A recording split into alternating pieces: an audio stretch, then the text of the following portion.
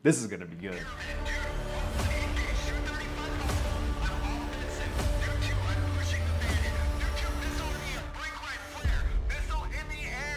What up, Jet Team? Ryan here. Welcome back to the channel. If you haven't been here before, I'm a former F-15E combat fighter pilot, F-16 Thunderbird pilot, and current commercial pilot.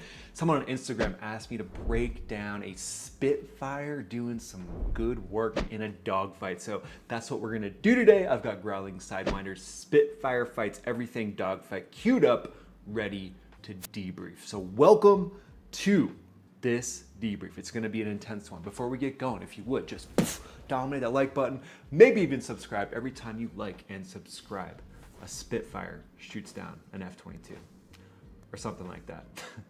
Guys, so the last time I saw a Spitfire, I was in England. I had just done an air show. I'd just flown in the RIAT, the Royal International Air Tattoo. We're all hanging out afterwards, and over top of us comes a British Spitfire. The thing flies over us, does a little mini air show. One of the most epic, iconic little treats I think I've ever experienced in the aviation world. Just super fun. So I am pumped to watch this Spitfire do some work.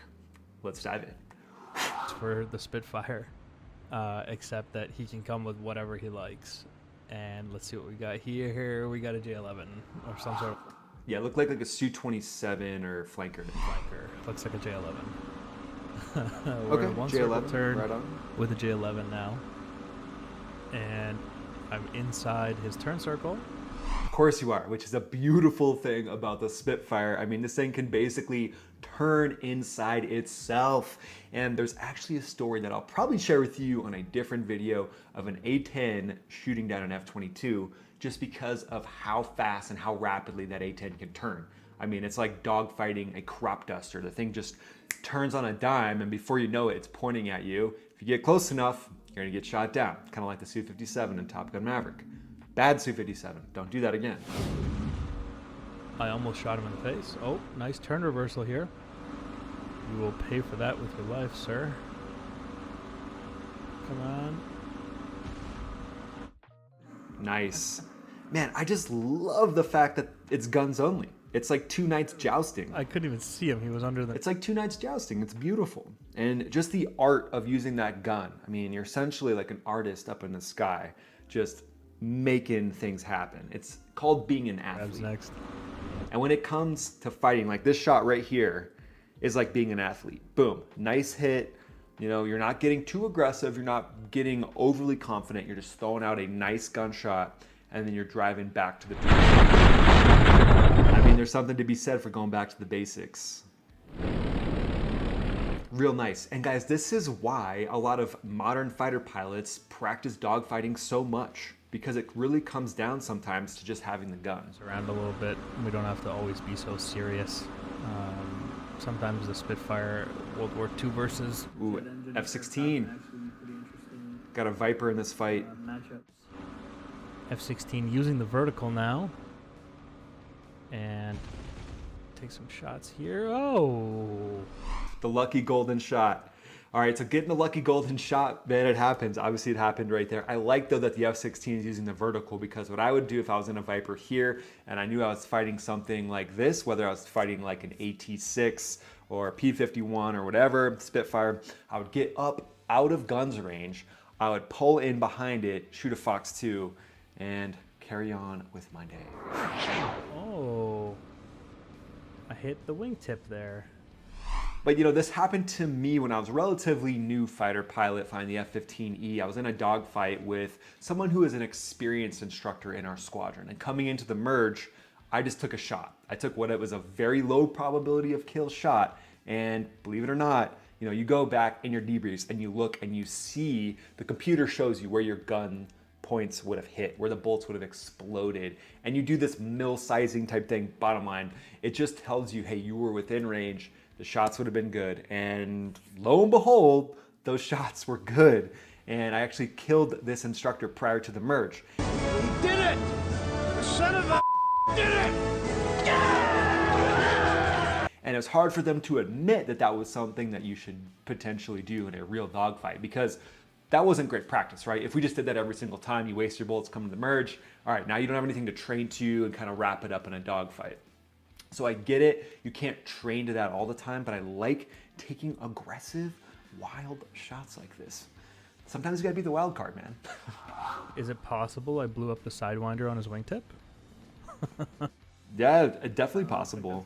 And I saw a little flash right on the Sidewinder, and then it exploded. These Sidewinders, you know, the AMRAAMs, they've got like a 50 to 100 pound warhead inside the missile. So yeah, you shoot that with a high explosive incendiary gun, and yes, that can definitely happen. Yeah, it kind of looked like the Sidewinder, or actually if it was on the wingtip like that, if it was on the very edge of the Viper wingtip, it's gonna be the AMRAAM, because the missile rails are specifically designed. That was the one criteria when they were building the Viper. They were like, hey, can we put an AMRAAM on the very ends of this thing? And the fact that it can hold that AMRAAM, you know, it's a 500 pound plus missile with a 100 pound warhead. You know, that's amazing that it holds it out there on those hard points on the very end, and then it pulls 9Gs. Whenever I was doing that, pulling 9Gs and that missile was out there, I was like, when I'd get done, I'd be like, all right, is the missile still there? All right, sweet, still there. Let's pull some more Gs. But really amazing engineering on that.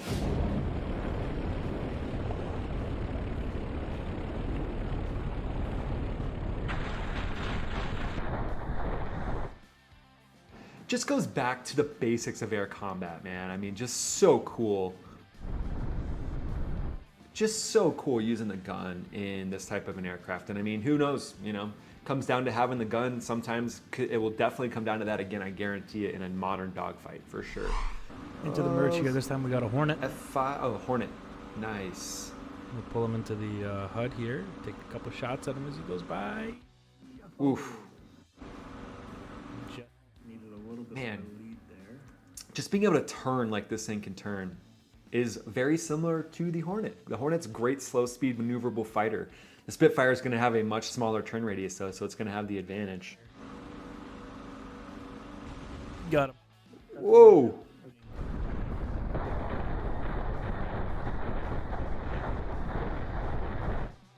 What a nice shot. Just blew his aileron off. All right, he's feeling that one. That thing's going to keep flying. I mean, it's a very stable jet, but it's the way that these jets do when something happens to an aileron, like in an F-15 or whatever, or an F-18, is now it's going to use a ton of the rudder to turn it, so it's going to be much slower at turning, especially at high speeds, because the ailerons are better for turning at high speeds. Rudders are better for turning the jet at low speeds, so he could still put his nose on, potentially, but man, if you hit that aileron, there's probably going to be some damage to the fuel tanks, because there's a fuel tank in the wing of these fighter jets. But just incredibly stable as well. That's why that F-15, Israeli F-15, got in a mid-air collision and continued flying. I mean, just wild. Big trouble now. The Spitfire just lighting up everything. All right, let's line this up. Got to be careful with that overshoot. I'm pretty sure I would have hit him there. Obviously, this Hornet doesn't have an AIM-9X because it could have taken a couple of those AIM-9X shots. And he'll just crash over people's houses now. No, he's going into the field. That's good. Hey, buddy. Yeah, man, you got to steer it away from people's houses. That's something that we always train to, especially on the Thunderbirds, is if you have to eject, you stay with that jet all the way until you know for sure it's not going to hit anything important and nobody's life is going to be at risk. And that was a gut check thing that we would always do before every sortie, was like, all right, you know, you have an engine failure, you're going to try to get as high as you can, so that way you have as many options as possible. My thought was most likely put it out in the ocean. Now, that was controversial because, you know, if you have an injury, you eject in the ocean, you're obviously at risk of drowning, or the parachute comes down over top of you, you have some sort of injured arm and you can't get the parachute off of you. But in my mind, I was like, that's gonna be the safest place, especially during these beach shows, is just throw that Viper out in the ocean, give it back to the taxpayers, as we would say, and live to play another day.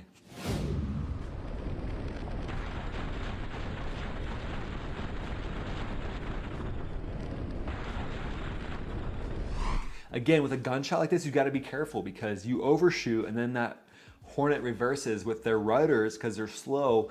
They're going to get a shot off on you. So you always want to maintain and preserve distance. So this Spitfire is coming in a little too hot. Slow it down, little bro. There's something so satisfying F-15? about getting tracers onto a jet here. Okay, once again, he's going to use the vertical, and I'm going to try to shoot him right here. scare him a little bit. Got to use the And vertical. more vertical for him. Yep. Yeah, it's an F-15C, it looks like. Man, in my dogfights with F-15Cs, they can go up twice. So they go up into the vertical, which is an Immelman, and then they can do it again, which is crazy. So that's what I think he's doing right now as we're watching this part. Being able to go up twice is like a ridiculously amazing advantage. I mean, and the thrust to weight ratio on the F-15C is pretty amazing. Luckily it missed. Continuing into these one circle turns.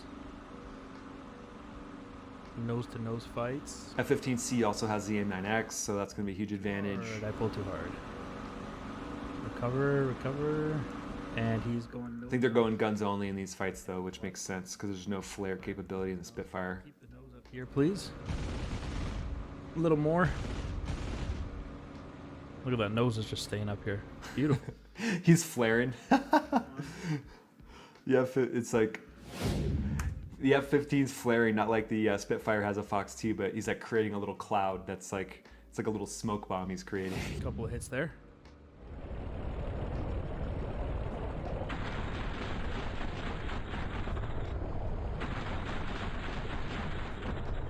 I tell you guys, you know, you get in a position where there's an AT6 or something nowadays, and it's, you know, you're going in for a VID, and that thing just turns real quick and takes a couple shots at you. They could down a C model. But I don't think the C model would get this close, you know, unless there was some crazy VID, which means visual identification requirement. So, you know, it's a rough thing, though. You know, it's like the Spitfire is the guy that she told you not to worry about. You know, your girlfriend's like, oh, don't worry about the Spitfire. Yeah, harmless, totally harmless. And then this happens.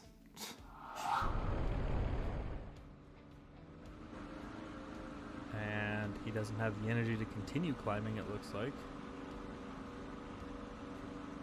And I'll follow that. And once again, as long as he uses his superior speed.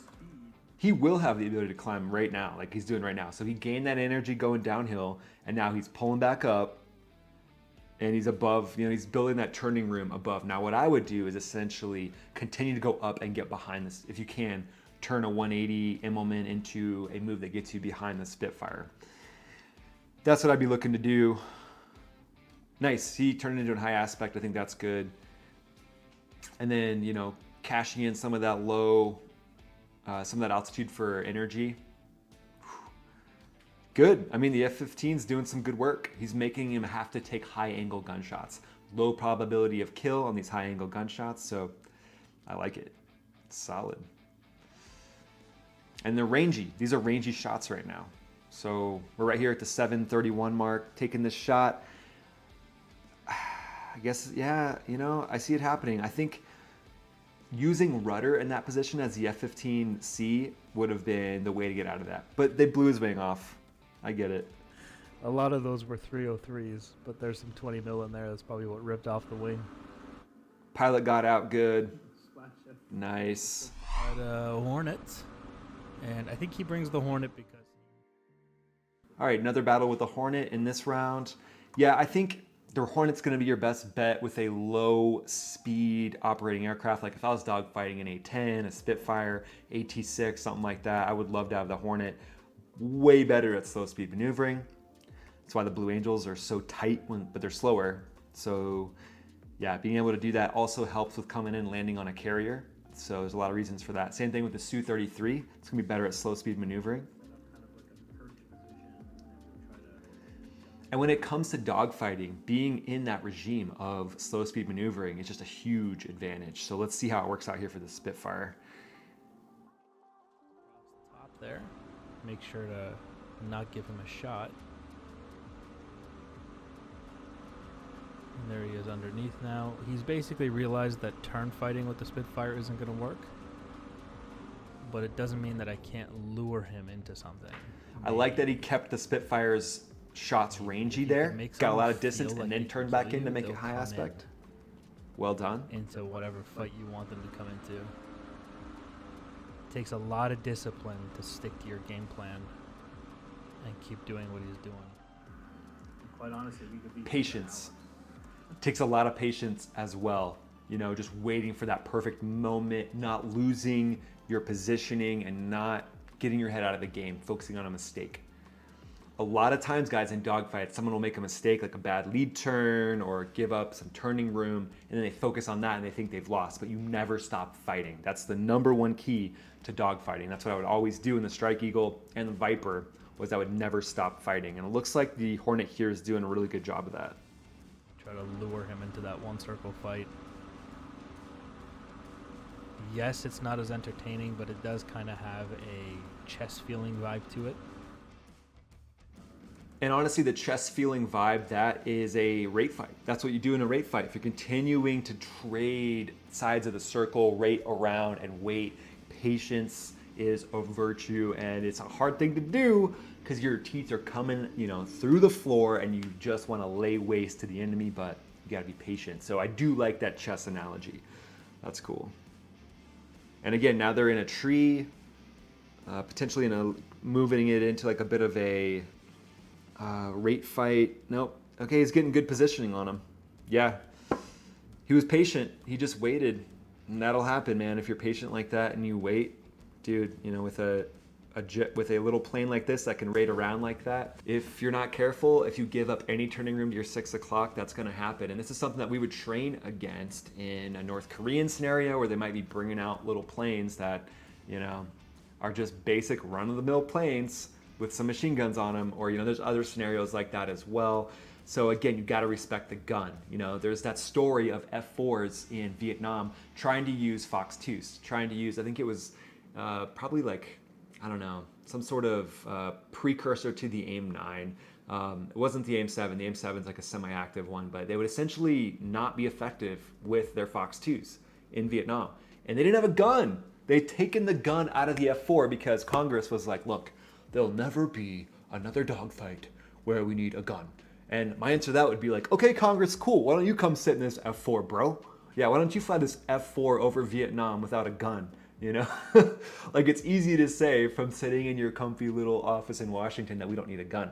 So what they ended up doing is they sent over gun pods. So maintainers in back shops designed gun pods that they put underneath the F4 belly. And they would use that initially until they started building F4s with an internal gun so they could actually dogfight. And once they did that, they started laying waste to MiG-21s, other MiGs over there, and it was just going back to the basics, man. So at the end of the day, you can have all this fancy stuff, all this 5th gen stuff, all these ASO radars and all that. But when it comes down to that knife fight in a phone booth, you gotta be surgical. You gotta be a surgeon with your gun. And that's what the Spitfire did. So, you know, you gotta respect it. Again, do not get cocky. And I think that's a cool lesson for us all to learn from this Spitfire dogfight. If you guys enjoyed this, let me know in the comments below. Shoot me other stuff on Instagram that you'd like me to chat about. But ultimately, thanks so much for being here. Before you go, if you would just dominate that like button and maybe even subscribe every time you do that. Hornet wins in a dogfight against a Spitfire. And we need that. We need that. Thanks for being here, guys. Most of all, have a great day.